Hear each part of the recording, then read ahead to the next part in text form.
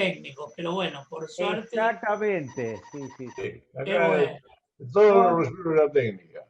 y a qué último bueno. momento aparece, pero se pudo solucionar con tiempo, no hay problema.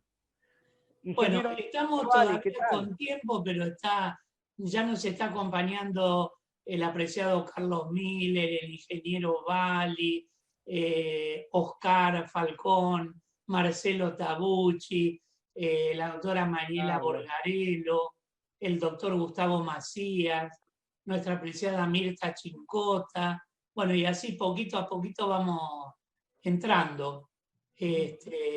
Y estábamos hablando de la situación seria con Alejandro, con Carlos, en el tema de la epidemia, ¿no?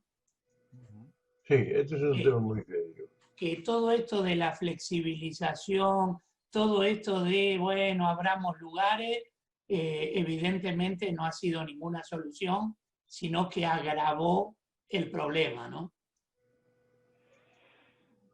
Sí, indudablemente que por más que le han hecho lo que sea, y las recomendaciones pontificias, uno que cada vez que abren una villa es un polvorín. Sí, sí. En una pieza. Por eso digo, vos fijate las contradicciones, ¿no? Mientras que por un lado los propios médicos piden por favor que la gente se quede en su casa, que ya no dan más. Por otro lado, salen los que queman los barbijos y dicen Ah, que sí. esto es todo mentira, que no le hagamos caso. Es decir, Yo la hay verdad que no tantas lo sé. contradicciones que la gente la confunde.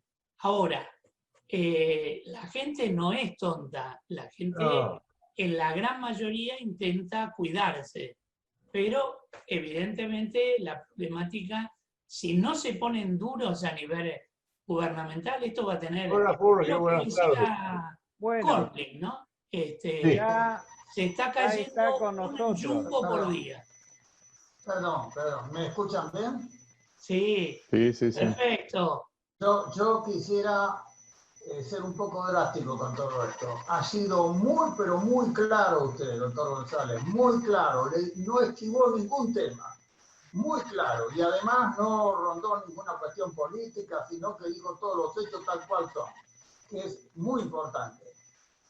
¿Por qué no se muestra por televisión una sala de terapia con los médicos trabajando y con lo que está pasando ahí?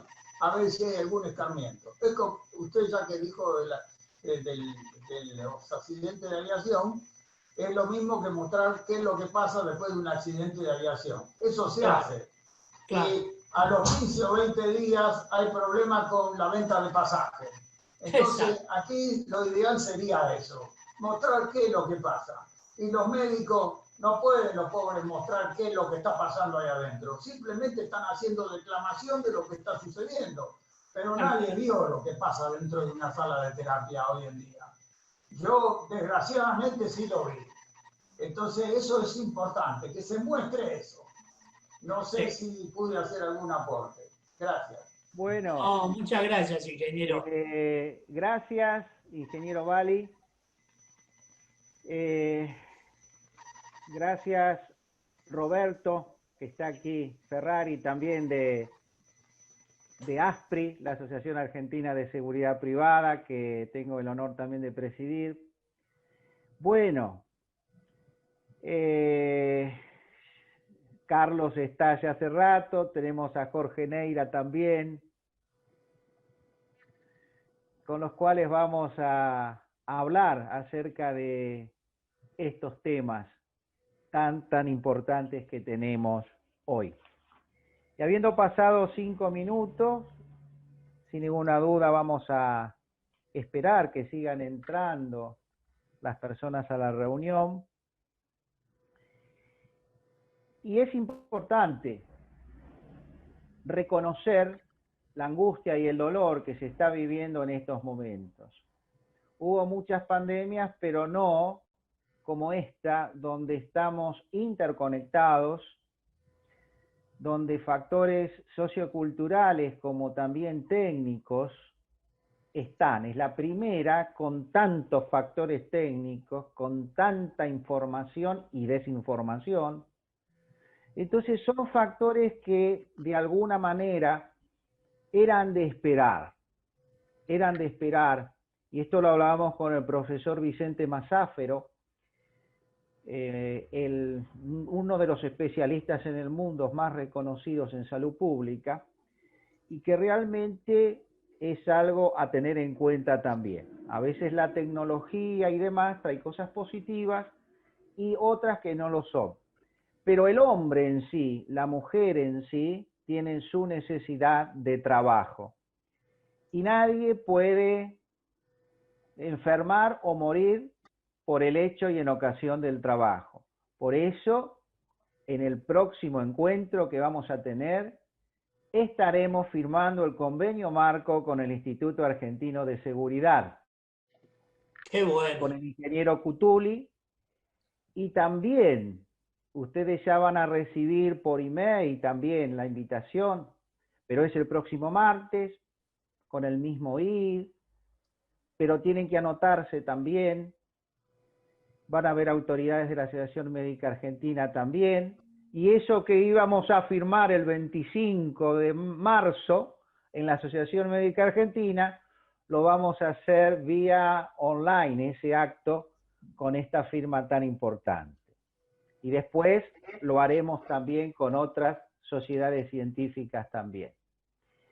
Es de recalcar también que la Sociedad de Medicina del Trabajo, junto a la Sociedad de Medicina Interna, e integrantes de protocolos de la Sociedad Médica Argentina y de la Sociedad de Medicina del Trabajo, hemos lanzado una encuesta que va dirigida a los médicos, no solamente internistas, sino ahora también se va a abrir a los médicos cirujanos y todos aquellos que están trabajando en el frente de batalla sobre el estrés en ese ámbito laboral.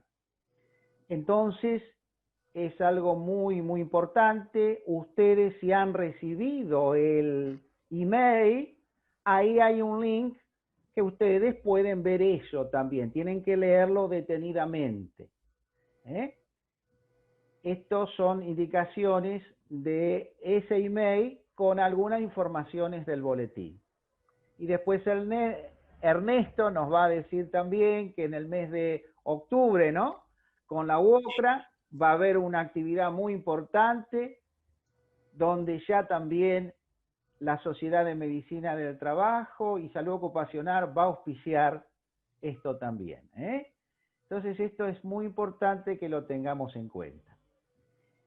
Les propongo, antes de escuchar al doctor Carlos Enrique Miller, el cual es miembro de nuestra comisión directiva, el cual siempre ha estado en nuestros congresos y jornadas, se ha certificado y se ha recertificado en la Asociación Médica Argentina también. Por eso les decimos que todos los médicos del trabajo, por favor, se recertifiquen en la Asociación Médica Argentina. Esto es muy importante. Y también vamos a hacer una serie de actividades que van desde capacitaciones en los ámbitos laborales de salud, pero también en toda profesión, trabajo u oficio. El doctor Miller es cardiólogo y también es una excelente persona que hoy nos va a hablar sobre el corazón en el mundo laboral, la cardiología en el corazón. En el corazón de la medicina está la cardiología. Es muy importante destacar. Y yo solamente quisiera, en forma de una oración, recalcar un versículo bíblico que dice: dame, hijo mío, tu corazón. Tanto para la religión judía, cristiana, islámica y demás, Dios quiere el corazón nuestro. No tal vez un templo, sino nuestra vida, nuestro corazón. Y después otro versículo bíblico que tenemos que pensar para esta pandemia, que dice que del corazón salen a través de la lengua, que es un órgano muy chiquitito, pero se jacta de grandes cosas, las cosas buenas y las cosas malas. Así que quiera Dios que nos ayude en estas reflexiones que vamos a hacer, y desde ya recordemos y oremos cada uno de nosotros en forma individual por tantos médicos de terapia, de guardia, enfermeros y también pacientes conocidos que nosotros vemos que están en esta pandemia sufriendo. Y nosotros, Dios nos está guardando, pero sin ninguna duda vamos a tener que tener un corazón preparado para cualquier circunstancia. Porque hablamos de resiliencia, ¿verdad? Bueno, pero tenemos que estar preparados para la resiliencia. Entonces, preparémonos en nuestro corazón y en nuestra mente. Ahora vamos a bajar al corazón. Bueno. Y después de Carlos, entonces vamos a tener y vamos a presentar al profesor doctor Jorge Neira, el cual es académico de número de la Academia Nacional de Medicina, es miembro de la Asociación Médica Argentina, está con nosotros en Medicina del Trabajo y estamos trabajando en la aeronáutica con él ya hace tiempo, cuando yo estaba en el Instituto de Medicina Aeronáutica y Espacial, y también actualmente seguimos trabajando esos temas, y aún estamos trabajando en un cambio de cultura que no sé si hoy vamos a poder hablar de eso, Jorge Neira, creo que no, pero lo vamos a hacer para más adelante, si es correcto o no decir accidentes de trabajo, desde el punto de vista académico, científico, pero eso lo vamos a dejar para otros. Vamos a hablar de terapia intensiva en segundo lugar. Él ha sido también el presidente de la Sociedad de Terapia Intensiva. Bueno, y ustedes vieron ahí en el email que han recibido toda su trayectoria. Bueno, estimado Carlos, estimado Jorge, adelante.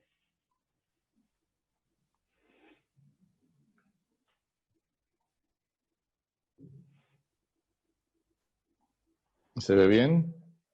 Sí. Perfecto. ¿Me escuchan? Bueno. El tema de hoy lo voy a dividir en dos partes. En primera instancia voy a hablar sobre factores de riesgo en cardiología laboral y en segunda instancia voy a dar un pantallazo sobre qué pasó con el infarto con la pandemia COVID.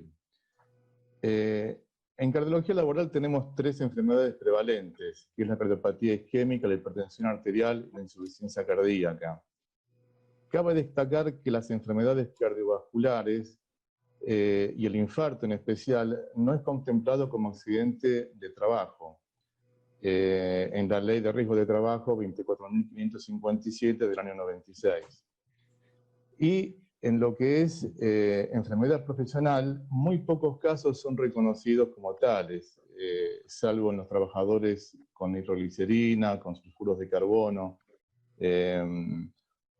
Y estas enfermedades están, digamos, tienen factores de riesgo para presentarse. Y en el trabajo, cuando yo incursioné en medicina laboral, aprendí del doctor Pinto, del doctor Abdón, del doctor Fernández, que hay otros factores de riesgo que no son los tradicionales que siempre conocemos, ¿no? En cuanto a los factores de riesgo tradicionales en Argentina, estos son porcentajes actualizados sobre los clásicos. En sedentarismo hay casi un 55% de personas sedentarias. El sobrepeso y obesidad es otra pandemia con un 66.1%. La hipertensión arterial, según el último estudio PURE, en pacientes de más de 30 años, llega a un 46.6%. Las dislipemias a un 30.7%, el tabaquismo, a pesar que disminuyó un poco por las intervenciones, hay un 23.6%, y diabetes mellitus casi un 13%. Bueno, en cuanto a los otros factores que hay que son importantes, son agentes físicos, los factores psicosociales, factores tóxicos de infección, factores ambientales, que todos son importantes y son importantes también para llevar con la gente de higiene y seguridad, porque todos son importantes en la medida que los trabajadores tengan elementos de protección y cuidados en la exposición de estos factores. Por ejemplo, con el ruido, si bien se ve una relación con la hipertensión arterial, cuando supera los 85 decibeles, que es el ruido ambiente permitido, cuando los trabajadores están expuestos crónicamente con un ruido mayor, generan mayor hipertensión arterial. Con las vibraciones, por ejemplo, se vio en pacientes que tienen herramientas que vibran y que sostienen con movimientos repetitivos, suelen tener enfermedad de los dedos blancos que describía Raynaud, y enfermedad vascular con disfunción endotelial. Los trabajadores de temperaturas extremas, por ejemplo, los que trabajan en frigoríficos, de pesquerías o de mataderos, por ejemplo, se mostró que con el frío hay mayor vasoconstricción, aumento de hipertensión sistodiastólica, hay mayor, digamos, viscosidad sanguínea incluso, con trastornos metabólicos.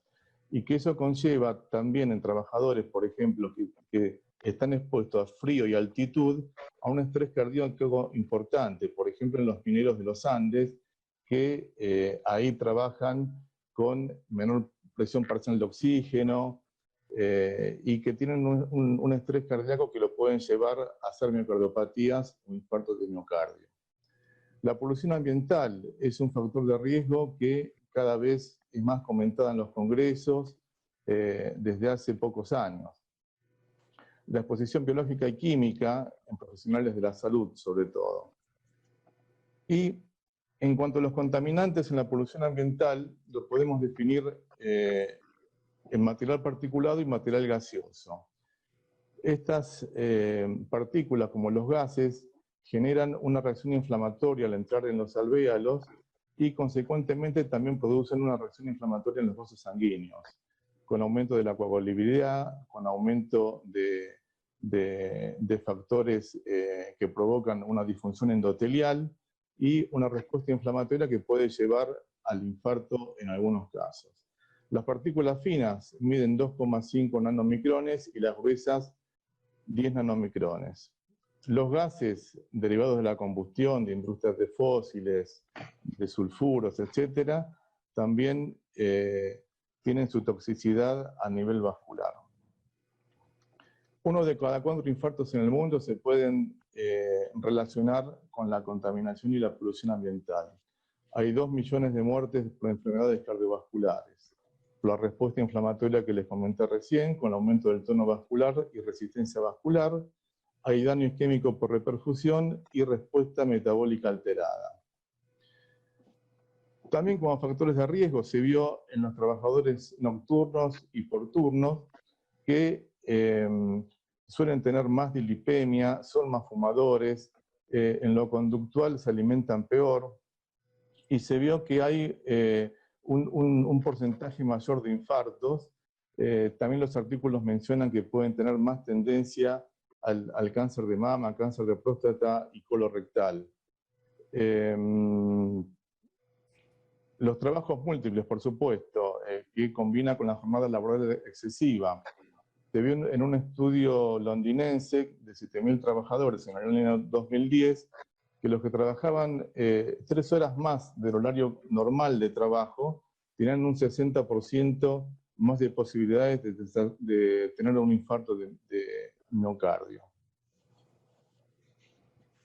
Yo les traje unas tablas para actualizar algunos factores de riesgo clásicos que nos pueden servir en el consultorio cuando tenemos las evaluaciones periódicas de nuestros pacientes.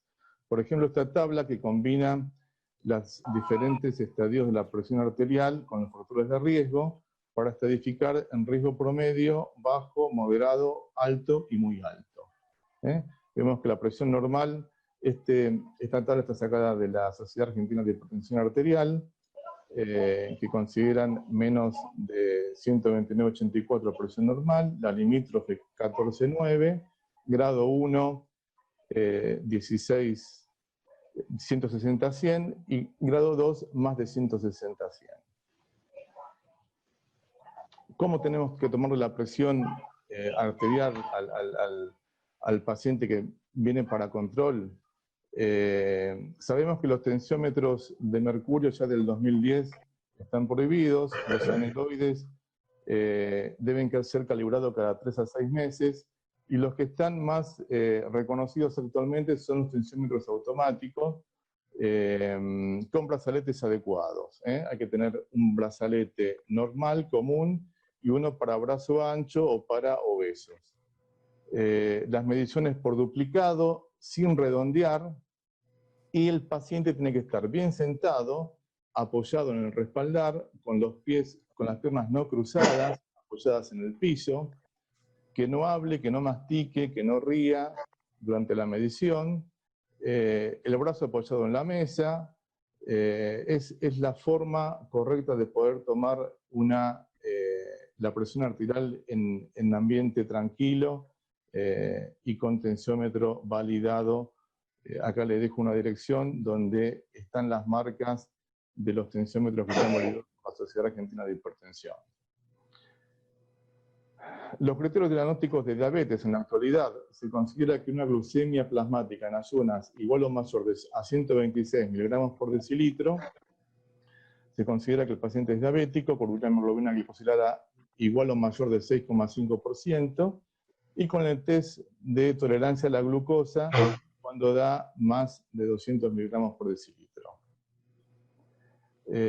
¿Cuándo lo pedimos el test de tolerancia? Cuando tenemos un paciente con los análisis que llega a 110 y tiene una disglucemia y tenemos dudas del comportamiento del paciente, hacemos la prueba de tolerancia, que lo hacen con 1 gramo de glucosa cada kilo de peso, y tenemos los valores de la respuesta a este estudio. Si da igual a 200 o más, se considera que tiene diabetes mellitus. Entre 140 y 199 tendrá una disglucemia, y menos de 140 es normal. Las guías son dinámicas, cambian constantemente y son más estrictas. Acá vemos cómo en las guías europeas del año 2019 las metas lipídicas para un paciente vascular se está buscando metas de 55 miligramos por decilitro de LDL, de la lipoproteína de densidad chica, que son las que se depositan en la placa de ateroma. Para un paciente diabético, hasta 70 miligramos por decilitro, de moderado riesgo hasta 100, y un paciente de bajo riesgo deberá tener hasta 116. Estas guías nos sirven para actualizarnos y para poder tenerlas en el consultorio del trabajo en cada examen que hacemos preventivo a los trabajadores. Bueno, también las adicciones son un factor de riesgo. Si no, Ernesto me mata. Entonces, sabemos del tabaquismo, de la cantidad de muertes por año que produce en el mundo, tanto el tabaquismo activo como pasivo, las adicciones más comunes, el tema del alcohol, de la cocaína, de la marihuana, el alcohol que puede provocar una miocardiopatía, la cocaína con su efecto simpático importante que puede producir crisis hipertensivas, infarto de miocardio con coordenadas normales. También tiene un efecto protrombótico, la cocaína, que puede dar trombosis e inducir infartos, miocardiopatías y disecciones aórticas, ¿no? Esto, digamos, seguramente muchos de nosotros conocerán lo que ha pasado a muchos artistas y gente conocida, ¿no? Sabemos la pérdida de tiempo que hace un cigarrillo, consumir un cigarrillo lleva 6 minutos fumarlo, lo que representaría 1 hora para el que fuma 10 cigarrillos por día y más de 2 semanas al año. La obesidad, que es la otra pandemia, tenemos una medida sencilla en el consultorio para hacer con el metro, para medir el perímetro de cintura abdominal, y el índice de masa corporal para poder estadificar cómo se encuentra el paciente en ese momento. Tenemos que en Argentina, dividiendo los porcentajes de obesidad, tenemos 25.3, de sobrepeso 36.3 y de normopeso 38.4%. El sobrepeso generalmente tiene un índice de masa corporal entre 27 a 30, y los obesos más de 30 clasifican en grado 1, 2, 3 y 4. El sedentarismo, factor también importante en cardiología. Tenemos que darle una cantidad de ejercicio para hacer a las personas. Está estadificado que lo mínimo para una persona debería ser 150 minutos de ejercicio aeróbico o intervalado intenso, para poder mantenerse en buen estado físico y con buen tonismo muscular. El ejercicio físico mejora la glucemia y la sensibilidad a la insulina, mejora todos los factores de riesgo en general, el perfil lipídico, actúa sobre la disfunción del endotelio, mejora el estado proinflamatorio y protrombótico, mejora la función cardiovascular, fuerza y flexibilidad, y la sensación de bienestar. Lo ideal sería que cada persona pudiera hacer 40 minutos todos los días, ¿no? En el trabajo, ¿qué consejos le damos a las personas? Yo trabajo en un banco y lo que les pido a veces es que en la misma casa, en vez de mandar correos electrónicos personales, se dirijan caminando a la oficina próxima, y eso está comprobado que disminuye 5 kilos por año si lo hacen diariamente. Tratar de estacionar el coche a cierta distancia o bajarse antes del colectivo para poder caminar más, tanto al llegar o al irse del trabajo. Subir y bajar escaleras, no permanecer más de 1 hora frente a la computadora, estirar las piernas 2 o 3 veces por día. Yo les digo que caminen por el área operativa del banco, que den 2 o 3 vueltas, por lo menos después de almorzar. Y eso ayudaría un poco a evitar este factor de riesgo tan importante en la Argentina. Como conclusiones, en cardiología laboral a los factores de riesgo clásicos para enfermedad coronaria se suman otros que tienen similar acción y que pueden acelerar o potenciar la aparición de enfermedad cardíaca. El conocimiento de ellos por parte del médico del trabajo es importante para poder utilizar las herramientas que tenemos, como son los exámenes periódicos, el ocupacional, etcétera, para su prevención, y es un desafío a enfrentar en la práctica médica cotidiana. Ahora quiero pasar rápidamente al coronavirus. ¿Qué pasó con el COVID en Argentina? Las enfermedades cardiovasculares, fundamentalmente el infarto. Acá el foco con la pandemia fue solo para el COVID, y se desentendió un poco a los enfermos crónicos o a las consultas. Hemos visto que las consultas han disminuido un 75% o un 50% para los cardiólogos, y el infarto cayó en los primeros meses un 48 a un 50% en los centros de emergencia. Esto quizás a futuro, cuando se corra el velo de la pandemia,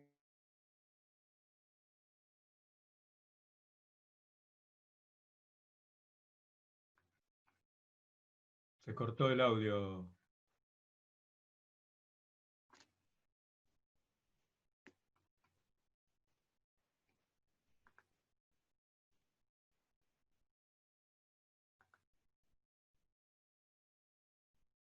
directamente a través de arritmias, infarto, e indirectamente por trombosis, tanto en la micro como en la macrocirculación. Acá tenemos los elementos inflamatorios de medición para poder ver la progresión de la enfermedad, y actúa por varias vías. Actúa por daño directo utilizando el sistema renina-angiotensina-aldosterona, lesión miocárdica inducida por hipoxia, daño microvascular cardíaco y por toxinas también provocando la lesión cardíaca aguda. ¿Qué pasó con el infarto? Y fundamentalmente al principio se llegaban a ver infartos con más complicaciones que no se veía antes, con ruptura cardíaca o con shock cardiogénico. Esta es una muestra en Italia cómo las complicaciones aumentaron de los diferentes cuadros coronarios. Hubo demoras en la consulta por infarto. Se prolongó el tiempo desde el inicio de los síntomas hasta el primer contacto médico, de 82,5 minutos a 110 minutos. Hubo fallas en el diagnóstico por el foco puesto en el COVID, el dolor de pecho o algunos síntomas se confundían. Y también, en general, hubo desatención en pacientes con sintomatología cardiovascular. Los pacientes estaban preocupados y con mucho temor para consultar, por contagiarse del virus, para movilizarse. Había muchos médicos que han suspendido sus agendas por ser pacientes de riesgo. Y también muchas dudas acerca de las resoluciones que se emitían. En el nuevo escenario sanitario, ¿qué encontramos? Una disminución de la demanda y oferta en controles médicos en patologías crónicas, aislamiento social, con alteración de hábitos alimentarios y actividad física, falta de adherencia a los sistemas farmacológicos y trastornos psicológicos como estrés y depresión. Creo que todos lo estamos viendo en el consultorio, en las videollamadas, diariamente. No concurrir a la consulta médica por temor, bueno, aumenta la mortalidad y las secuelas que puedan haber por infarto, ACV e insuficiencia cardíaca. Como conclusiones, el infarto sigue siendo la principal causa de muerte en adultos a nivel mundial. El efecto colateral de la pandemia COVID provocó una caída significativa del tratamiento adecuado del infarto y un aumento de la mortalidad, que seguramente la veremos después de la pandemia. La angioplastia primaria continúa siendo el tratamiento de repercusión de elección y corresponde concientizar a la población acerca de la importancia de los chequeos de salud y alentar la consulta precoz ante el inicio de síntomas. Les dejo una máxima del doctor René y muchas gracias por escucharme. Muy bien, perfecto, Carlos. Muy buena exposición y lo resumido, ¿no?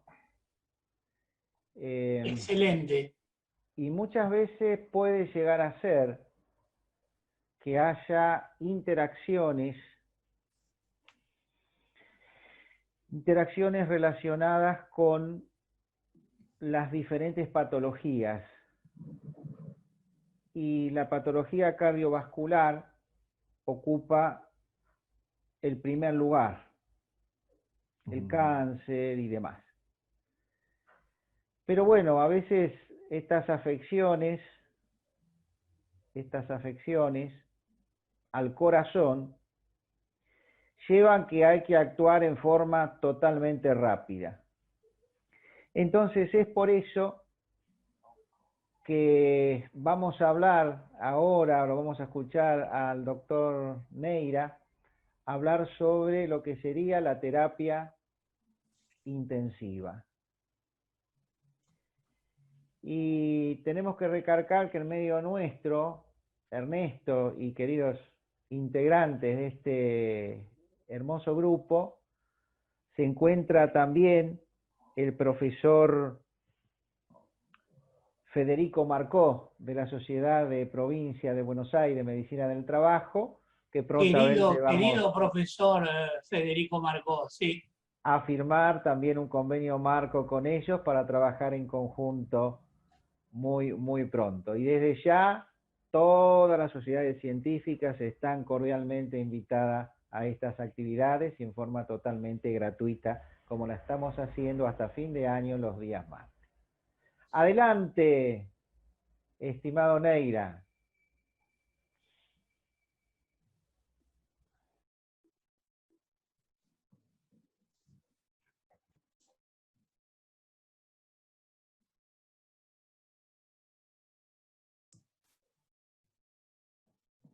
No se escucha.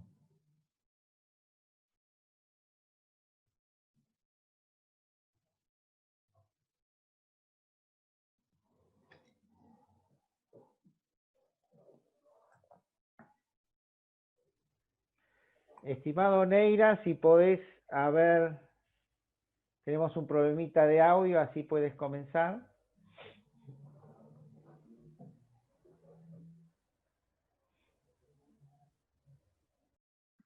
¿Ahora me escuchan?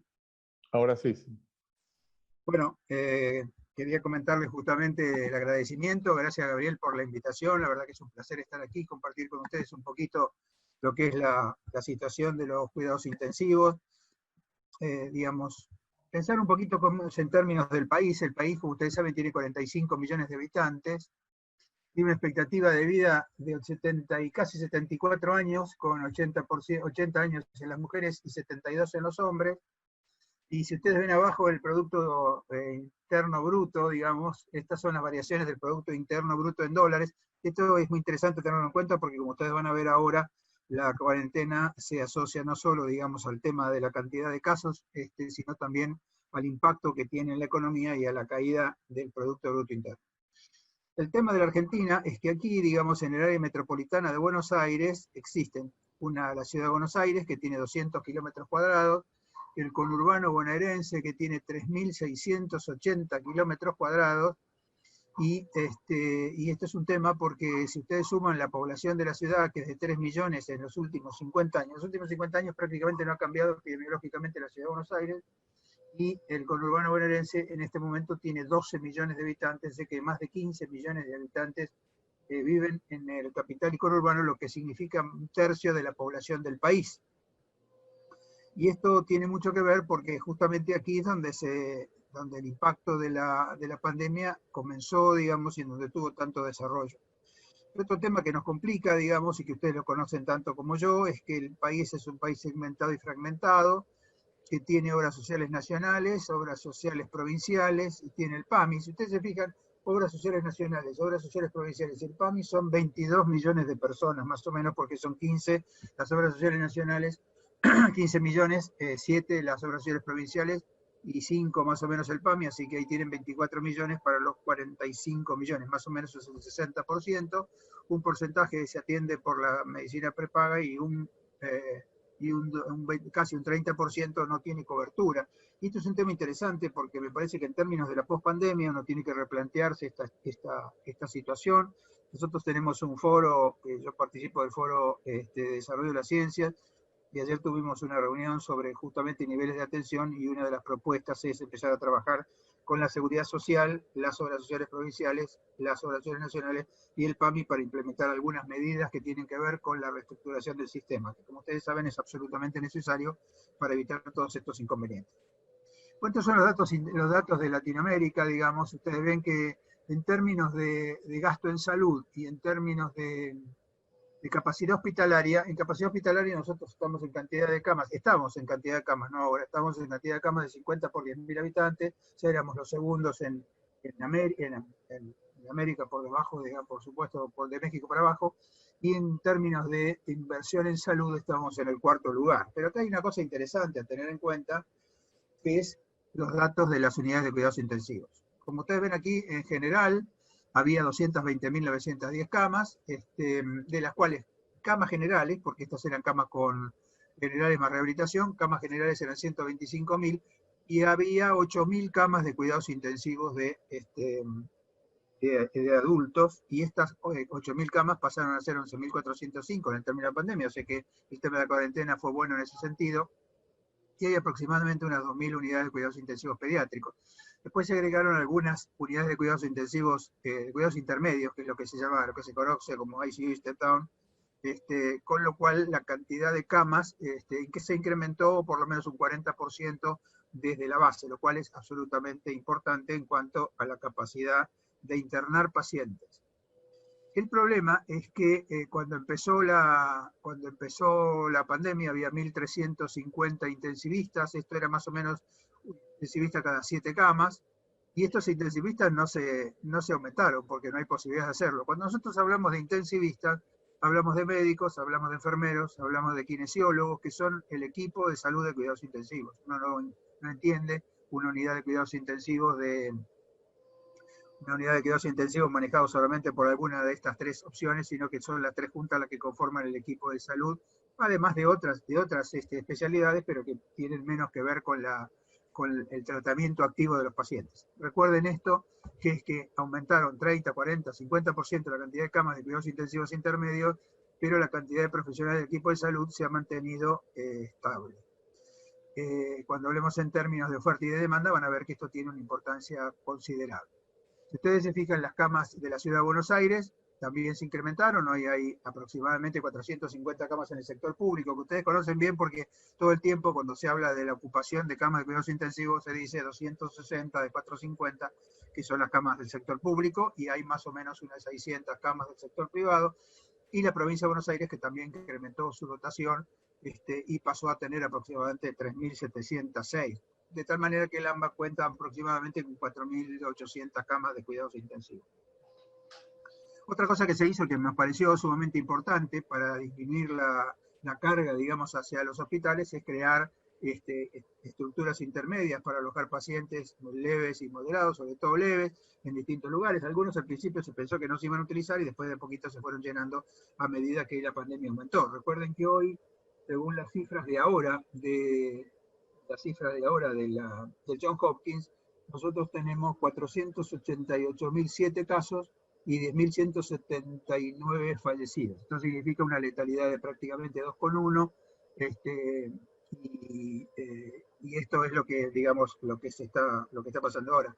Lo interesante de esto es, esta es una frase que, perdón que esté en inglés, pero yo tuve que dar esta charla hace poquito en la Sociedad Panamericana de Trauma, y no tuve tiempo de traducir algunas cosas, pero esto es interesante porque dice, no solo un hombre pobre tiene más chance de entrar al reino de los cielos, también lo hace más rápido, ¿no? Así que el hombre pobre tiene más chance y lo hace más rápido. Y esto tiene que ver con este aspecto, que yo creo que es muy interesante tener en cuenta, que es la cantidad de asentamientos. Asentamientos son barrios carenciados que existen en todo el país. Hay 4.100 asentamientos, hay 4.100 barrios carenciados en todo el país que tienen una superficie, si uno juntara todos estos barrios carenciados, tendrían una superficie de 330 kilómetros cuadrados. Esto significa una vez y media la Ciudad de Buenos Aires. Como si tuviéramos la Ciudad de Buenos Aires, con media ciudad más, esto serían todos los barrios carenciados que hay en el país. Y una cosa interesante de esto es que cuando ustedes analizan, como se ve aquí, ustedes ven acá abajo, cuando ustedes ven la edad de estos barrios carenciados de las personas, 38% son menores de 20 años y solamente 3% son mayores de 65. Esto explicaría algunas cosas, y es, por ejemplo, que en los barrios carenciados del AMBA, la letalidad es aproximadamente 1%. Llegó a ser un poco menos, llegó a ser 0,9%, ahora está en 1,1, 1,2, pero justamente esta letalidad tiene que ver que hay muchos casos, pero hay casos en pacientes jóvenes que por suerte tienen una evolución buena. Y aquí ustedes ven cuando se georreferencia, esto fue al principio de la pandemia, cuando se georreferencia en el AMBA, cómo se fueron generando los contactos, digamos, en estos lugares. Esto me parece interesante, este es un trabajo que hizo el Ministerio de Salud de la Nación hasta el 26 de agosto. Si ustedes se fijan abajo, hasta el 26 de agosto había 23.248 profesionales de la salud, o sea, trabajadores de la salud, infectados. Esto significa un 6,3%. Ustedes van a decir, bueno, son cifras relativamente bajas, claro, son cifras bajas, 6%, pero como ustedes toman 400.000, da este número, que en ese momento era un poco más bajo, por eso da 23.000 y no 24.000. Lo importante de esto es que, si ustedes se fijan, como se ve aquí, digamos, el número de casos aumentó a partir del 15 de junio, perdón.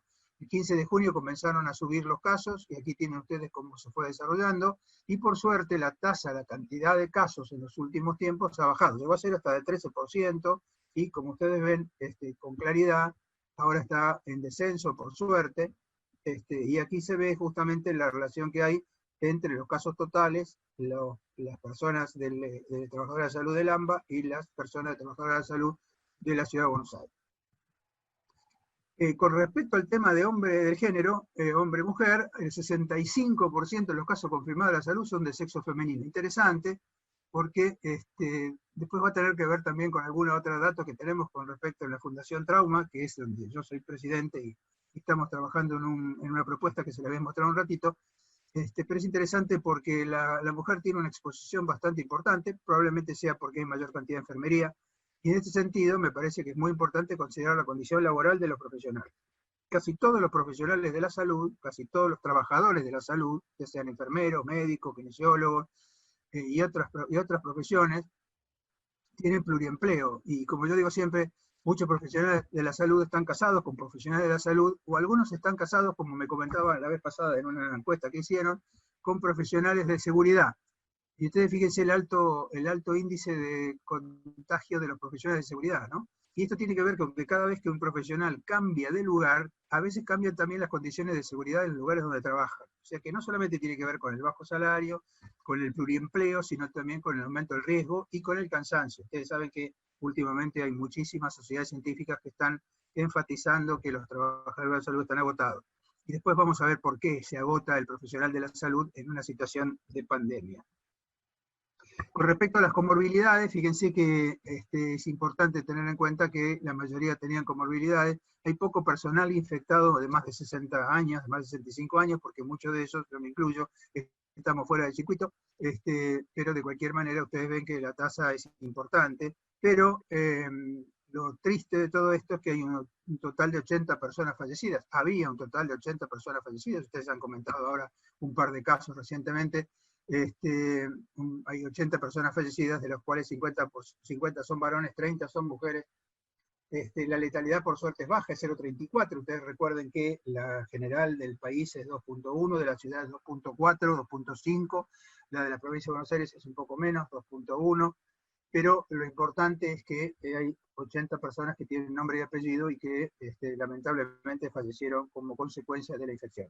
Esto también trae toda una serie de connotaciones jurídicas. Nosotros estamos trabajando en un grupo sobre el tema de cómo debe cambiar la legislación en términos de pandemia, y ahora voy a hablar un poquito de eso más adelante, pero hay que pensar, digamos, que algunas de estas personas, digamos, de los profesionales de la salud, tuvieron algún tema con la responsabilidad jurídica porque habían infectado a otros, y ustedes saben que hubo bastantes situaciones complicadas en ese aspecto.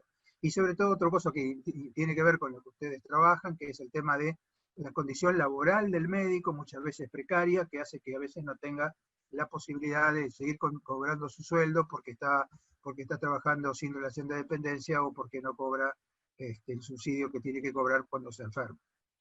Y esto me parece que es sumamente importante. Y como les decía, otra cosa interesante, 65% de los pacientes de los profesionales de salud que fallecieron, de los trabajadores, tenían menos de 60 años. Esto va a decir, bueno, es porque tienen antecedentes. Puede ser, pero lo cierto es que 65%, significa 2 de cada 3, tenían menos de 60 años. Fíjense cómo es diferente, cómo se diferencia, digamos, este tema. Y con respecto a las comorbilidades, aquí tienen ustedes que 63% tenían, los menores de 60 años, al menos una comorbilidad, pero había 17% que no tenía comorbilidades. Y un 20% que no se sabía, pero esto es importante tenerlo en cuenta, ¿no? Es cierto que los que tienen más de 60 años tenían más comorbilidades que los que tenían menos, pero es importante tener en cuenta que fallecieron personas jóvenes sin comorbilidades. Así que para todos ellos vaya nuestro reconocimiento por haber caído durante el trabajo. Esto es algo que nosotros estamos trabajando en Fundación Trauma, ahora van a ver cómo se llama, primero quiero comentarles de qué se trata, que es lo que se llama la teoría del desastre. Cuando una situación de desastre, el desastre se define por un efecto adverso, un evento adverso, que puede ser cualquier situación, digamos, de terremoto, ya sea producido por fenómenos naturales o por el hombre, que afecta a la comunidad. Cuando esa comunidad tiene la capacidad, el recurso local suficiente, se denomina emergencia, y cuando esa comunidad está superada por la cantidad de víctimas, a eso se lo llama desastre. O sea que en realidad, fíjense cómo ustedes pueden diferenciar lo que son los eventos con víctimas múltiples, que es donde la emergencia supera la capacidad instalada, pero la capacidad instalada se encuentra intacta, de la verdadera situación de desastre cuando la capacidad de respuesta además está afectada por el hecho. Y fíjense que en términos de la pandemia, nosotros no solamente tenemos un aumento de la cantidad de víctimas, un aumento del número y el aumento de la severidad, sino además una disminución de la oferta. Esto es similar a cuando, por ejemplo, en el año 1985 fue el terremoto de México. El Hospital Juárez, que tenía 1000 camas, se derrumbó durante el terremoto. Entonces no solamente tenían la cantidad de víctimas del terremoto, sino que la capacidad de respuesta se había disminuido por la lamentable derrumbe con las víctimas asociadas del Hospital Juárez. En esta situación hay un paralelismo, porque aquí, digamos, no se cayó el hospital, pero se cayó el recurso humano que es tan importante, digamos, para la atención. Y acá está lo que yo les decía: incremento del volumen, incremento de la agudeza, los requerimientos específicos. Uno de los temas importantes de la pandemia son, dentro de los requerimientos específicos, los equipos de protección personal y cómo se utilizan.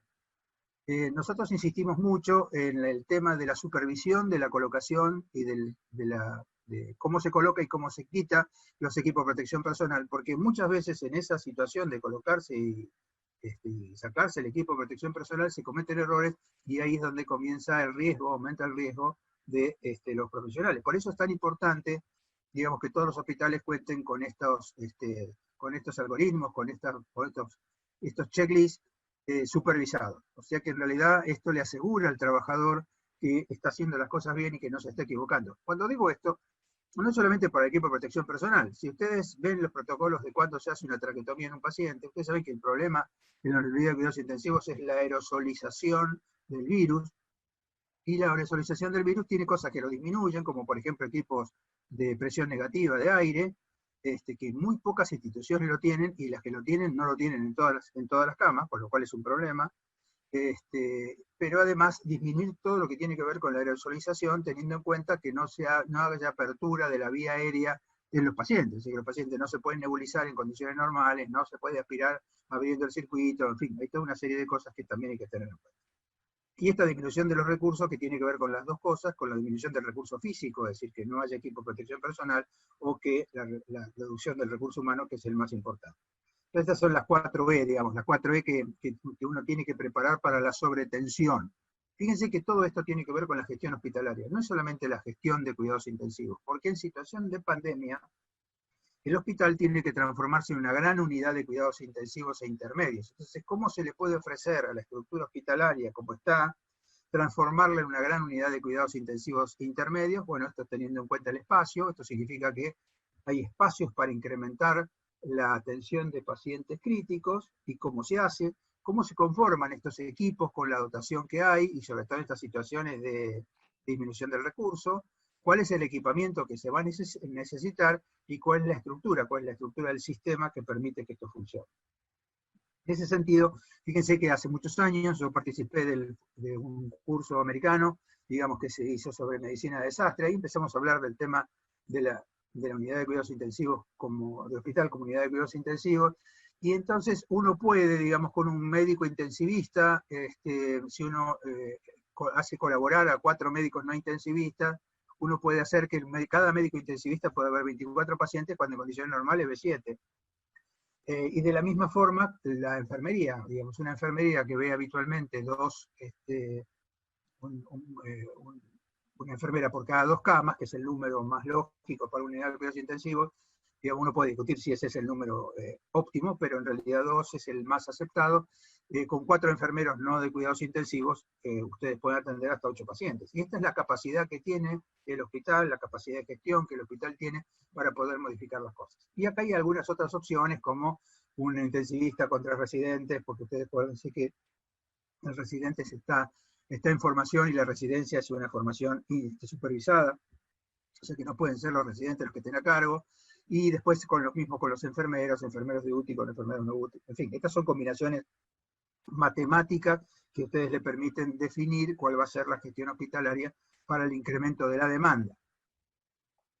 Y entonces en todo esto lo que tiene que ver es justamente enfatizar el tema del cuidado que necesita el paciente y el equipo de salud, establecer circuitos de comunicación, establecer la comunicación a la familia, que como ustedes ven es tan importante, sobre todo además hasta la permanencia familiar y todo eso, pactar horarios de comunicación. Hoy recibí una llamada de Costa Rica, que un familiar se quejaba porque no le daban la información adecuada, y que los 5 médicos que le atendían al paciente no le daban información. Bueno, este es un tema que hay que tener en cuenta, porque el tema de la comunicación a los familiares es muy difícil porque se hace a distancia, está despersonalizada, pero es algo que uno tiene que implementar como corresponde. Y esto es un poco la normativa, la sistemática.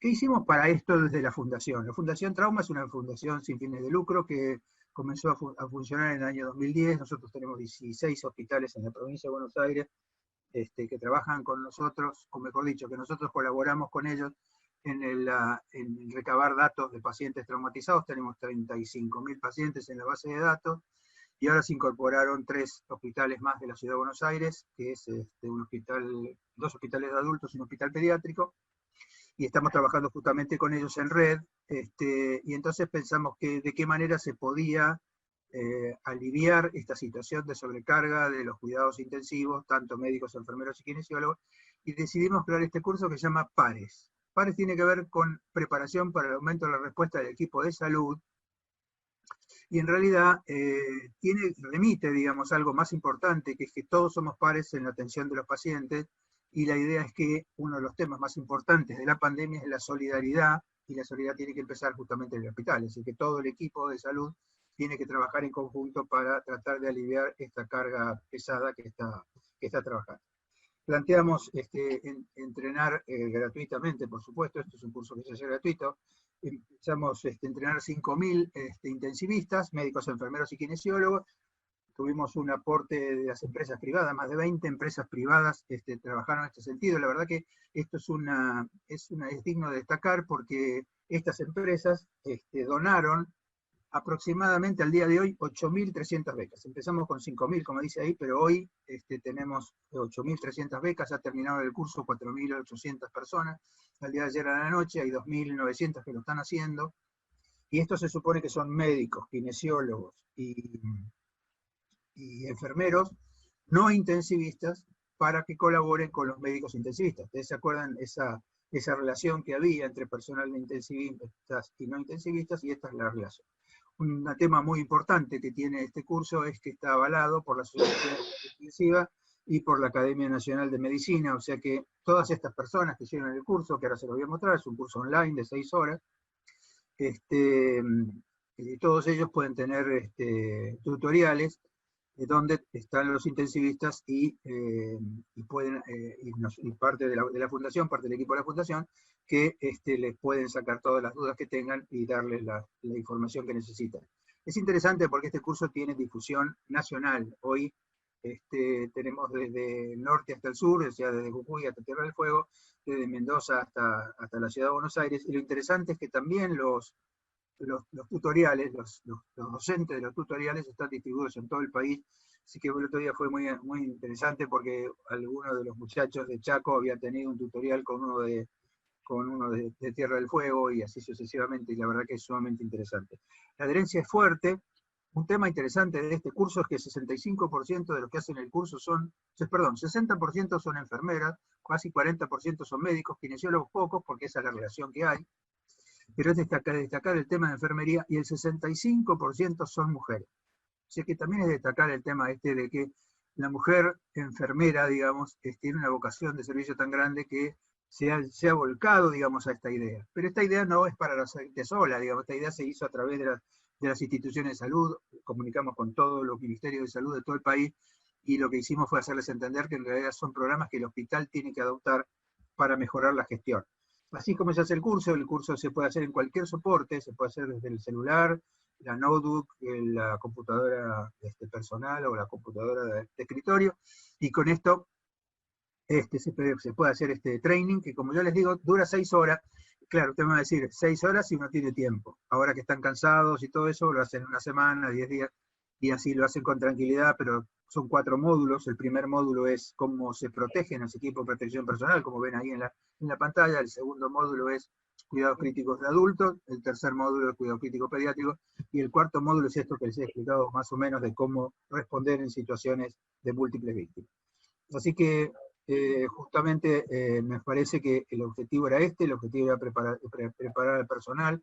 Es una forma de colaborar con los que están más impactados, que son los profesionales intensivistas, por las características que tiene esta pandemia y sobre todo por lo que significa atender a los pacientes críticos, que como ustedes saben es tan complicado. Así que la idea es justamente trabajar en red. este tema que nosotros siempre decimos de la Fundación, que sigamos trabajando juntos por una red para poder salvar vidas. En realidad, como siempre digo yo, nosotros no salvamos vidas, los pacientes se salvan solos cuando reciben el tratamiento adecuado y la gestión y hospitalaria adecuada que les permite volver a su casa en mejores condiciones. Muchas gracias.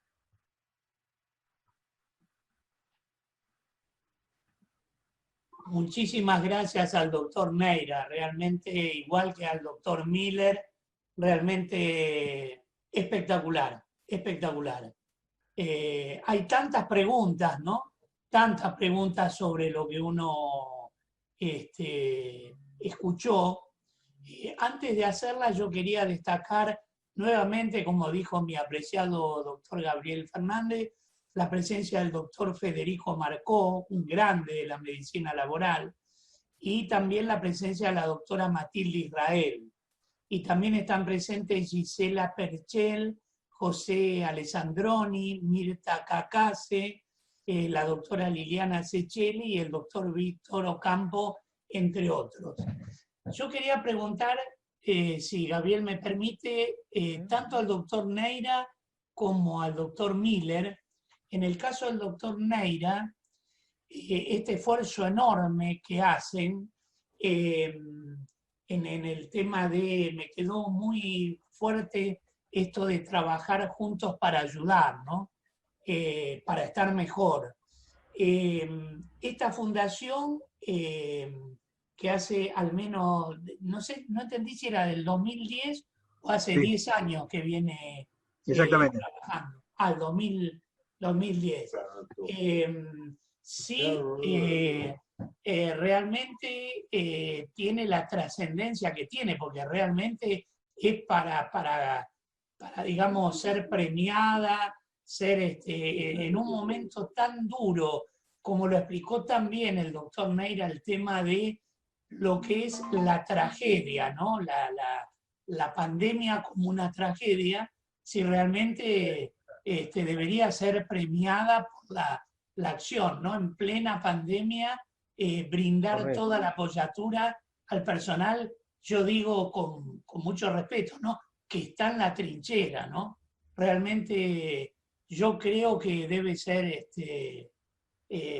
realmente aplaudida, ¿no? Bueno, muchas gracias, Ernesto. La idea es esa justamente, por eso PARES tiene dos significados, ¿no? El significado del acrónimo y el significado de la solidaridad.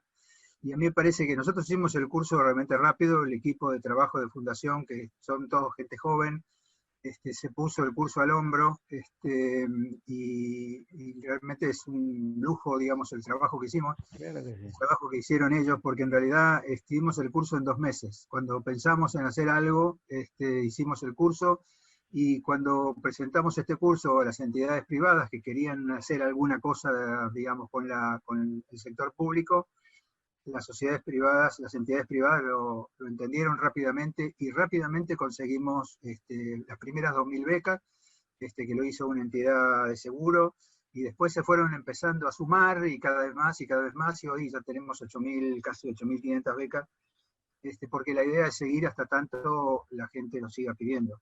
Es absolutamente gratuito para la gente, y la gente lo que ve es que además cada vez que entra a la computadora, alguien se conecta con ellos.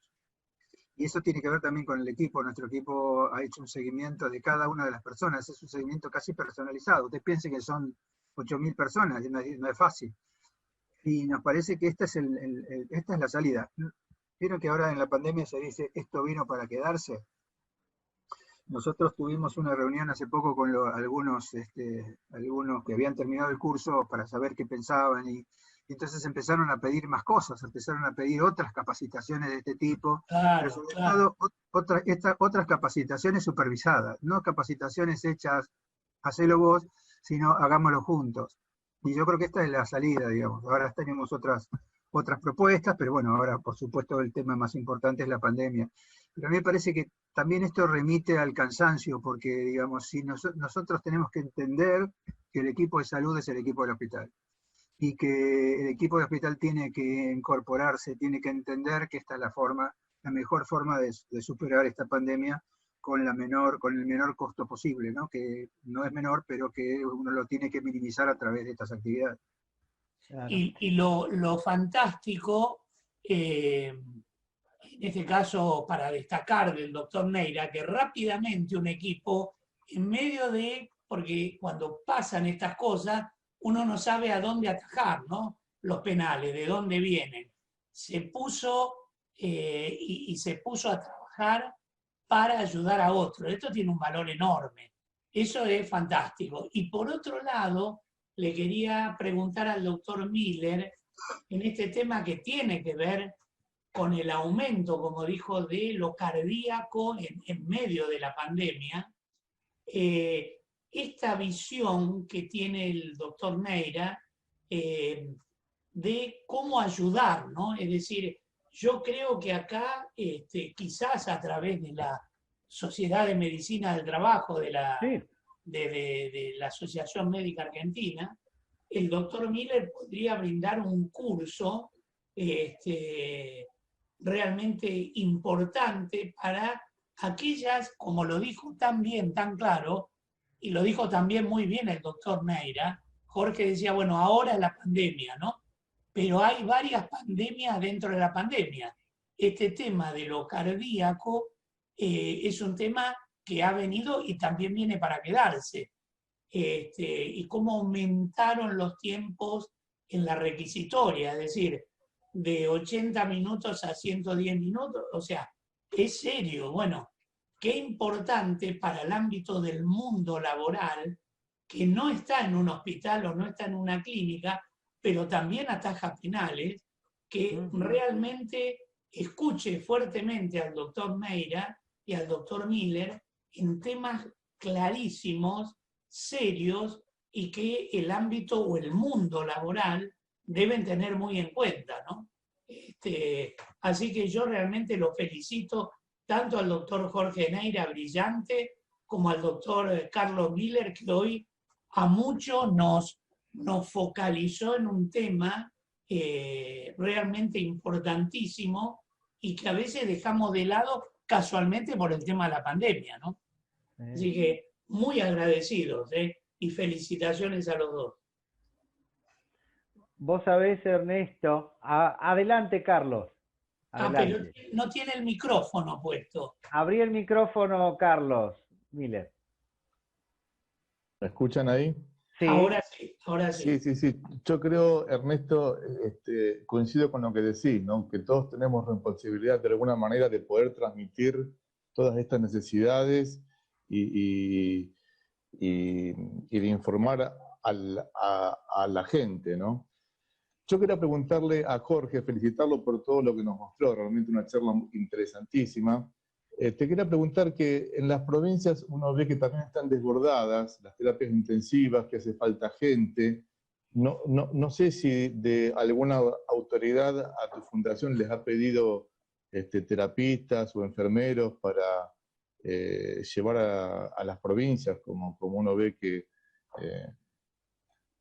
están con mucho trabajo. Te agradezco la pregunta, Carlos, porque en realidad es otra situación, ¿no? Ustedes saben que cuando empezó la pandemia, 90%, 95% de la pandemia estaba en el área metropolitana de Buenos Aires, y ahora se está expandiendo, y hasta los últimos datos es que el 60% está en la ciudad de Buenos Aires y el 40% está desarrollándose en otras provincias. El problema de otras provincias es la capacidad instalada inicial que tenían. Ustedes saben que hay algunos núcleos que son específicos, por ejemplo, un núcleo es Roca, la ciudad de Roca en Río Negro, otro es la ciudad de Jujuy, que tiene una cantidad de casos importantes. Ayer estuve hablando justamente con la jefa de cuidados intensivos del Hospital López Lima de Roca, que está sobrepasada, y ella decía, a pesar de que hicimos todo, bueno, pensé que el Hospital López Lima tenía 7 camas de cuidados intensivos antes de empezar la pandemia. Y estas son situaciones que se dan por el bajo volumen que habitualmente manejan estas provincias. Así que ahí es donde se hace el impacto tan importante. Justamente, una de las cosas que decía, que a pesar de que habían implementado todo, bueno, había superado la capacidad instalada. A nosotros nos parece que uno de los temas cruciales de la pandemia es el tema del testeo, y además de la positividad del testeo. Fíjense que nosotros en la Ciudad de Buenos Aires tenemos bastante testeo, no quizás todo el que se necesitaría, pero tenemos bastante testeo, pero la tasa de positividad del testeo sigue siendo el 40%, eso significa que hay circulación viral. Entonces es difícil entender que vaya a disminuir. Pero esto que dice Carlos me parece que es muy interesante porque son situaciones que hay que tener claras a los fines de la respuesta. Por eso es que yo creo que estas son lecciones aprendidas. Yo siempre comento el tema de Taiwán. Entonces, ustedes se acuerdan que en el año 2003 apareció el SARS, el SARS-1, el SARS-CoV-1, que fue la epidemia que hubo empezó en Taiwán. Acuérdense que empezó en un hotel donde estaba aparente el virus en el aire acondicionado, que es un tema fundamental porque el aire acondicionado moviliza el virus. O sea, por eso es que cuando ustedes van a un restaurante, es interesante un estudio chino que se hizo de ver cómo se contagiaba la gente, y la gente se contagiaba en el flujo del aire. Y ustedes ponían a la gente separada 3 metros, pero si el flujo del aire pasaba por las 2 mesas, las dos mesas se contagiaban.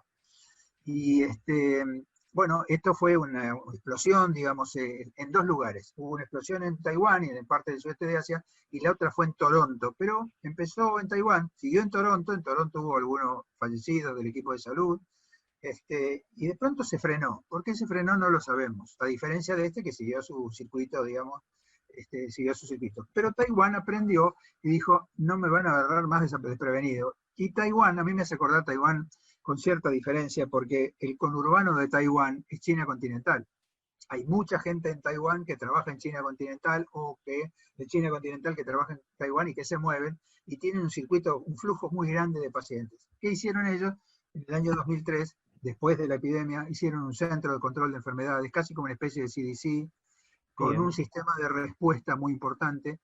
Entonces, cuando vieron el primer caso, cerraron la frontera, cerraron la exportación de todos los productos que se fabricaban en Taiwán que tenían que ver con la pandemia, así, todos los equipos de protección personal, repartieron N95 a toda la población, o sea, toda la población N95. Es muy común que en el sudeste de Asia la gente use barbijo todo el tiempo, o sea, para ellos no es ninguna dificultad, y en este caso se repartieron N95, y aparte de eso, testearon y detectaron, testearon y detectaron, y ustedes vieron que testearon y detectaron una cantidad, después no hubo más.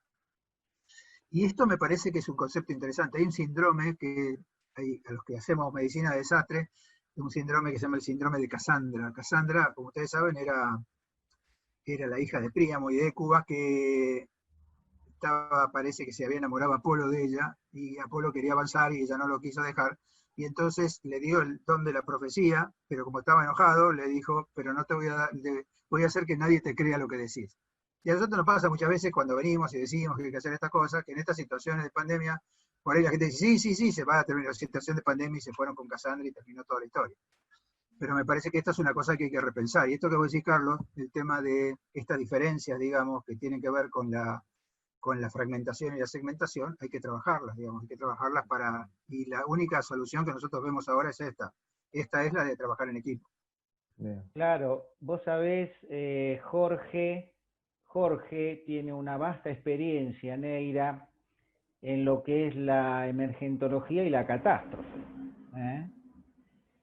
En todos los ámbitos. Hasta en el personal, que es decir, no. Tenés mucha experiencia, y de hace muchos años, desde una catástrofe simple, que sería de temperatura alta, baja, incendios, catástrofes aéreas, etcétera, etcétera. Y eso es muy importante trabajarlo. Y siempre la Sociedad Argentina de Medicina del Trabajo, ya sea en la academia y en la AMA, en todos sus congresos y jornadas, trabajaba este tema y lo sigue trabajando, porque es muy importante, como vos decís, trabajar en conjunto. Si me permitís una cosa, sí. No, 2 cositas quería comentar. Una es el tema de la gestión, ¿no? Ustedes que entienden la importancia de la gestión hospitalaria para estas situaciones de aumento de los casos. Recién mi amigo Antonio de Luca, que acá lo veo después de tanto tiempo, me preguntaba cuánto se tardaba en formar un intensivista, y un intensivista cualquiera, digamos, un médico, un enfermero, un kinesiólogo, no menos de 3 años de posgrado, o de 4 en el caso de intensivistas. Por eso es que estas son cosas que hay que hacerlas prospectivamente, hay que ver cuál es la cantidad de intensivistas que uno necesita, formarlos, a los médicos, a los enfermeros, a los kinesiólogos. O sea que en realidad esto es para la pospandemia. Y por eso es que, digamos, el tema de la gestión hospitalaria es cómo se adecúa a la situación que nosotros tenemos. Y yo creo que esto es fundamental. Por eso es que nosotros tenemos que trabajar todos en equipo, y todos tenemos que abrir espacios para la concertación de estos programas. Claro. Por eso vos fijate que vamos a firmar un convenio, y ya lo estamos trabajando con ellos hace tiempo, con el Instituto Argentino de Seguridad. Porque nosotros los médicos del trabajo tenemos que capacitar a los otros médicos también y trabajar con ingenieros, como vos decías bien, con la parte legal. El doctor Davi está con nosotros también en la comisión directiva, y la parte legal no de esta pandemia, sino de lo que pasa en una catástrofe es sumamente importante. ¿Cómo uno se pone los elementos? Y todo eso necesitamos de profesionales que se dedican a esto. Aquí tenemos, por ejemplo, un N95, ¿sí? Entonces, hay que trabajar porque los médicos, como vos decís, y todo el sistema de salud, son trabajadores. Una vez le preguntaba al el ex secretario de Salud de la Nación, que también estuvo en provincia, Néstor Pérez Baliño, con el cual muchos de aquí trabajamos en el tema de salud pública. Y una pregunta, y cuando comenzó esta catástrofe, recuerdas que en el grupo de protocolos, una pregunta le hice, un poquitito irónica, pero no importa. ¿Tienen médicos de trabajo y especialistas en higiene y seguridad en el trabajo como marca la normativa en el hospital? ¿Fulano de tal? Entonces a veces están en las más altas esferas gubernamentales o a veces en empresas grandes están las decisiones a nivel más alto, pero se necesita trabajar con una empresa de 10, de 2 o de 3 trabajadores como una de 800 o 1000, a veces en un determinado lugar o diseminado, en forma conjunta, con higiene y seguridad y medicina del trabajo como marca la normativa. Fíjate, Gabriel, que hay dos cosas que me gustaría comentar. Una es cuál es la diferencia entre una situación de desastre y una pandemia, y la diferencia entre una situación de desastre que habitualmente esta situación empieza y termina, como vos comentabas, cualquier situación que sea un choque de trenes, un terremoto, empieza y termina. Si tiene un pico, el pico máximo, estresa el sistema y baja. La pandemia tiene un pico máximo, y si cuando el pico máximo se sostiene, sobreestresa el sistema en forma, por eso es que lo agota. Esta es la diferencia, la primera cosa. Y la segunda cosa que quería comentar con respecto a esto que vos decís de los representantes de higiene y seguridad del trabajo, es que en realidad nosotros hace rato en el Consejo de Certificación de Profesionales Médicos de la Academia estamos insistiendo en la necesidad de algo que había planteado Massa en el Programa Nacional de Garantía de Calidad, que era la habilitación categorizante de las instituciones. Cuando uno habilita a una institución, no solamente la habilita desde el punto de vista de lo que puede hacer, sino de la complejidad de lo que puede hacer. Y esta habilitación categorizante de las instituciones es el paso previo a la acreditación institucional y de programas, que es que uno acredita a las instituciones en la complejidad con la cual se categorizó. No sé si me entienden. Sí. Quiere decir que estos temas tienen que ver con todas las sociedades científicas, porque son las sociedades científicas las que tienen que poner las normas para acreditar a las instituciones. No porque las sociedades científicas la tengan que acreditar, porque en realidad tiene que ser una entidad de ley, sino para dar las normas básicas que tienen que acreditar. De tal manera que si uno dice, un hospital de complejidad tal tiene que tener tanta cantidad de médicos de higiene y seguridad del trabajo, esta es una forma de acreditar la institución. Si no lo tiene, no se la puede acreditar. Correcto. Y estas son cosas que nosotros tenemos que seguir trabajando en conjunto, que tenemos que hacer, como yo digo, una masa crítica de sociedades científicas para que se entienda el valor que tiene, digamos, cada una de estas sociedades en cuanto a la categorización, porque la sociedad lo que tiene que hacer es definir los criterios de categorización institucional y de programas. Los programas son las residencias. Eso que decía, bueno, que yo comparto con el doctor Neira, yo lo escuché ahora hace muy poquito en una conferencia de la Panamericana de la Salud, que decía 3 cosas. Primero, la diferenciación entre epidemia, pandemia y endemia. Entonces, epidemias hay varias, ya para llegar a pandemia ya es mucho más complicado, pero para evitar la endemia hay que ir a las sociedades científicas, hay que trabajar esto que está claro en el mensaje final del doctor Neira, de trabajemos juntos, unidos. Eso por un lado, pero el tema de la tragedia en sí, ellos decían desde la Panamericana de la Salud que hacían un paralelismo con lo que ocurrió en Londres en la época de la Segunda Guerra Mundial, cuando en Londres decían van a venir los alemanes a bombardear Londres, que decían mirá qué paralelismo con Wuhan, cuando fueron las primeras novedades de Wuhan. Los ingleses decían, ¿qué va a venir a Alemania a bombardear Londres? Acá tenemos la mejor defensa antiaérea, acá no van a bombardear nada. Este tema de ese síndrome de Cassandra, ¿no? Esto de no, ¿qué va a pasar esto? Lo obviamos, no va a pasar. Bueno, llega el desastre, ¿sí? Esto es una guerra que es más difícil, ¿no? Que no hay tiempos. Llega el desastre, no queda piedra sobre piedra en Londres. Entonces, esto es lo que ocurre. Llega la pandemia a los distintos lugares, incluida la Argentina. Una vez que llega, viene la cosa heroica. ¿Cómo lo vamos a parar? Todos unidos, los aplausos a los médicos, todo maravilloso, 10 minutos. Después empieza la desazón. No, pero bueno, la cuarentena, yo quiero salir, la libertad, bueno, toda la historieta que escuchamos, ¿no? Y después viene esto que yo destaco de lo que dijo recién el doctor Neira, trabajar para la pospandemia.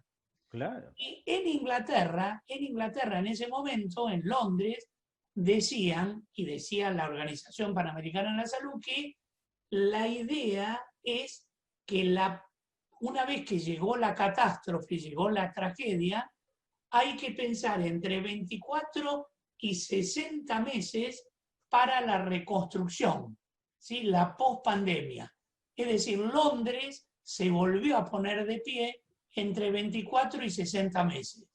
Entonces, entre esos 24 y 60 meses hay que trabajar unidos las sociedades científicas, esto que decía el doctor Neira, para evitar después, si vuelve a pasar cualquier cosa que ojalá no ocurra, estar mejor preparados en este lapso largo de la pandemia que estresa. Así que me parece fantástico. Ernesto, eso se llama resiliencia. La resiliencia es la capacidad. Claro. Los pediatras conocen muy bien esto, que es la resiliencia, que es la capacidad de resurgir, digamos, ¿no? Claro. Y a mí me parece que este es el trabajo que hay que hacer, claro, es el trabajo que hay que hacer. Por eso Sí. creo que la solidaridad es un primer avance. Si uno logra solidarizar al equipo de salud, yo muchas veces cuando hacen declaraciones las distintas sociedades, y claro, hacen el énfasis en su especialidad, yo digo, en realidad uno tiene que tener la mirada en todos los trabajadores de la salud porque están todos en la misma situación en la pandemia. Es cierto que por ahí cada uno quiere reivindicar lo suyo, pero me parece que no hay que perder el estilo de la solidaridad, que es lo que le da sentido a la resiliencia, ¿no? Exactamente. Y cuando se habla de solidaridad, no se habla de remuneración o no remuneración. Pero por el otro lado, cuando se hacen trabajos así sociales y que realmente a veces se trabajan en las comunidades, aunque sean voluntarios y demás, en nuestro país, como la mayor parte del mundo, las reglamentaciones vigentes indican que las responsabilidades empresariales son las mismas muchas veces. Y además hay otra cosa. Hoy en día, así como tuvimos ese curso donde se pudo hacer la propaganda también por ese AMT, sobre las normas ISO, la 45.000 normas ISO indica también que los hospitales, también que las clínicas, sanatorios, como ente de trabajo, debe reunir las condiciones de medicina del trabajo y de higiene y seguridad en el trabajo, con las incumbencias que ambas profesiones tienen.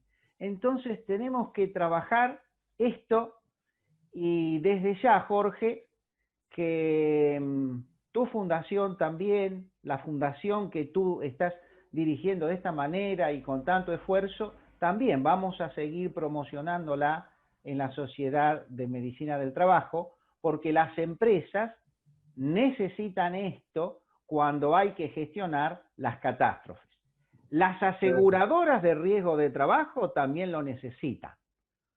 Las empresas, como también el gobierno, a través de la Superintendencia de Riesgo de Trabajo, que depende del Ministerio de Trabajo.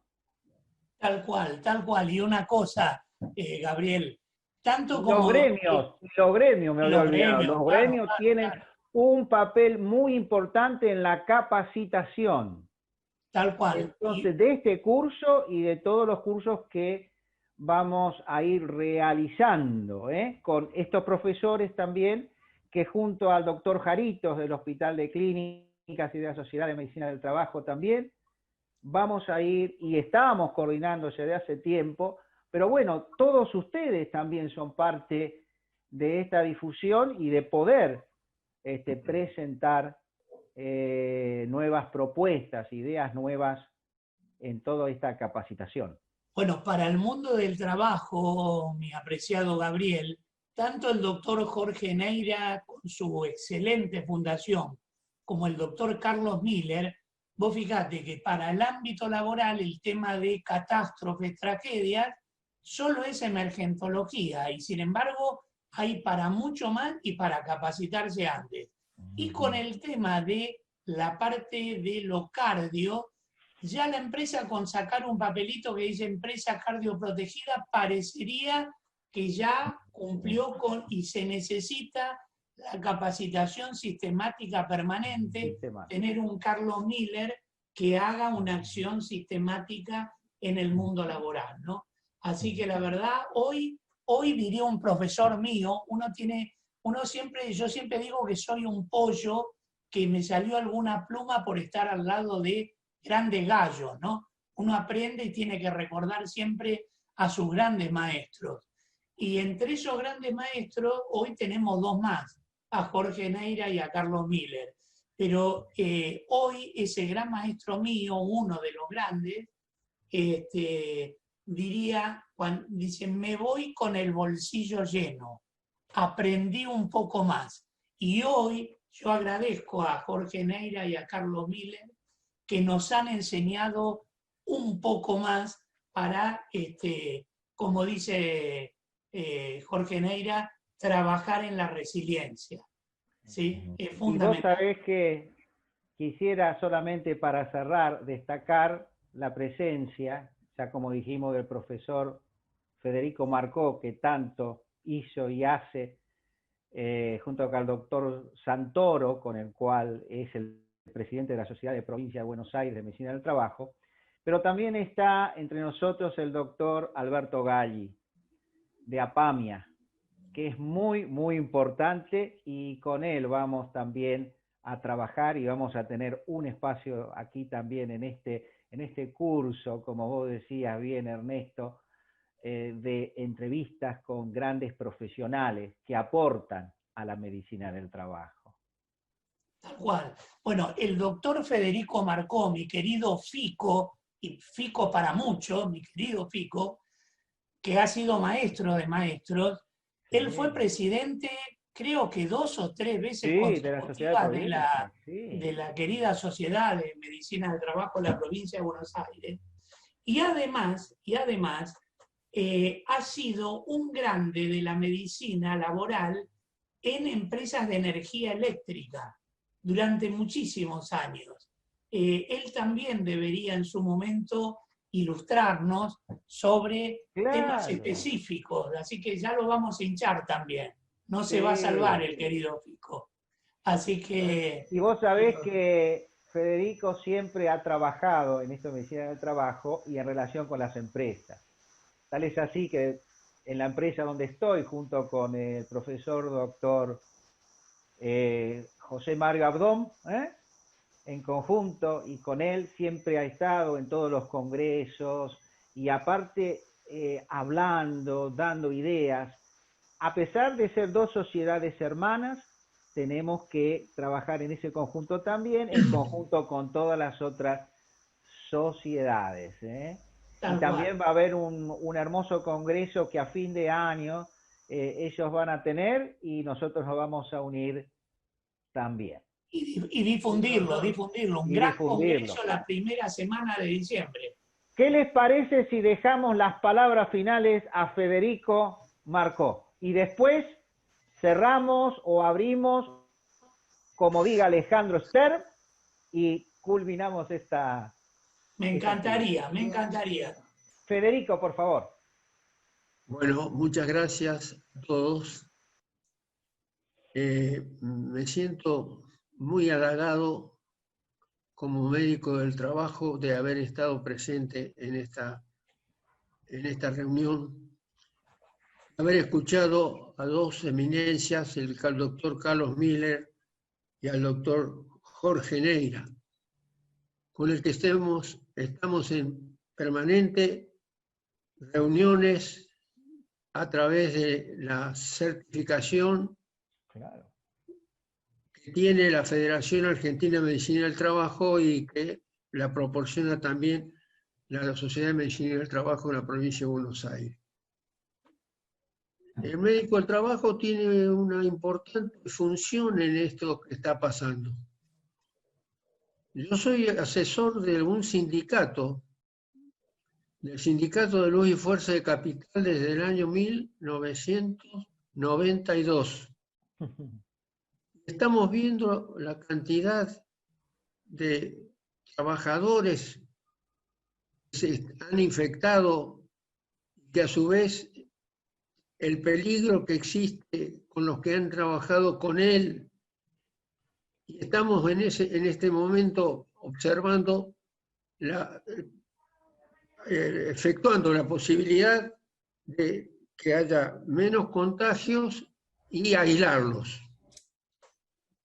La Sociedad de Medicina del Trabajo en la provincia de Buenos Aires va a organizar unas jornadas en diciembre, el 2, 3 y 4, y yo personalmente tengo el orgullo de haberlo invitado al doctor Fernández para que esté en una mesa de trabajo en nuestra sociedad.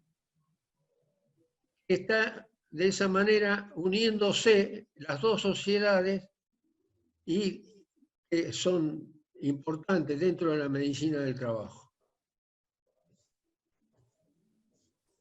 En fin, finalizando, les diría que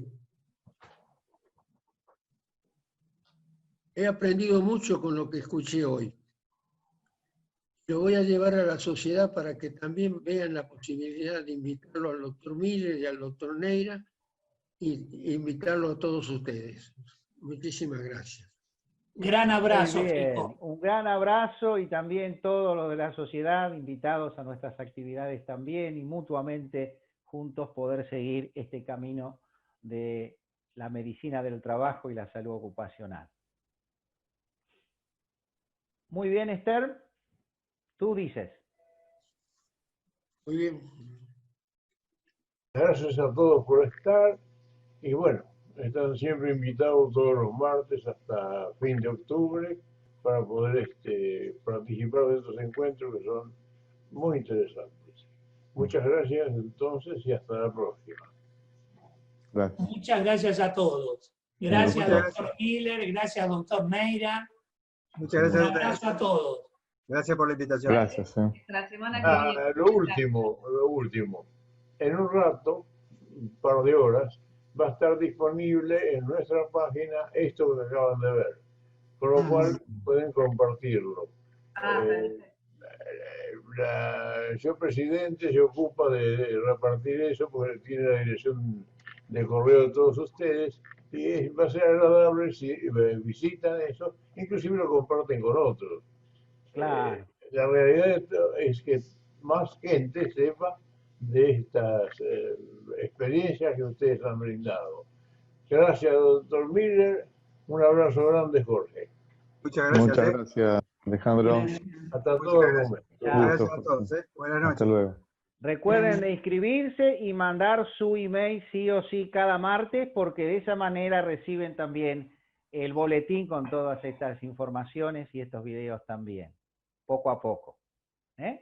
Y la página de la sociedad se encuentra en reorganización para que sea mucho más activa. Ténganos paciencia y así va a ser. Cuando salga la vacuna. No, antes. Chao. Gran abrazo Gracias. a todos. Hasta siempre. Muchas gracias. Chao, gracias.